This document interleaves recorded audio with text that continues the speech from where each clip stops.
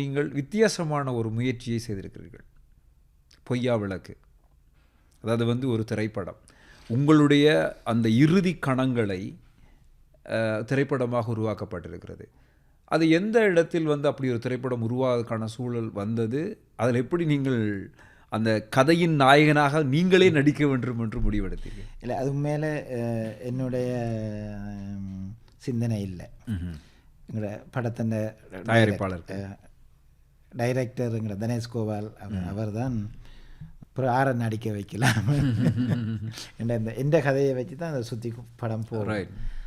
அப்போ என்ன டாக்டர் நடிக்கட்டும், ஏன்னா பணப்பிரச்சனைகள் இருக்குத்தானே. இப்போ இந்தியா காசுக்கு கிட்டத்தட்ட 1 கோடியில் தான் இந்த படம் எடுத்தது.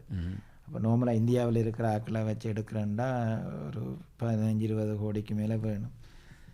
அப்போ சரிண்டா. அதே நேரம் அந்த விசா பிரச்சனை, இப்போ கொஞ்சம் அந்த அநேகமான காட்சி இந்தியாவில் எடுத்தாலும் கொஞ்சம் காட்சி இங்கேயும் எடுக்கும், கனடாவிலையும் எடுக்கும்.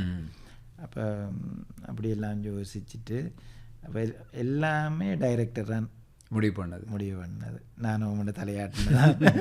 இல்லை, இப்போ அதாவது முள்ளிவாய்க்காலனுடைய இறுதி கணம் அது சார்ந்த ஒரு ஒரு ஒரு கதையை ஒரு மருத்துவனுடைய பாயிண்ட் ஆஃப் வியூவில் சொல்லப்பட்ட ஒரு திரைப்படம் தான் பொய்யா விளக்கு.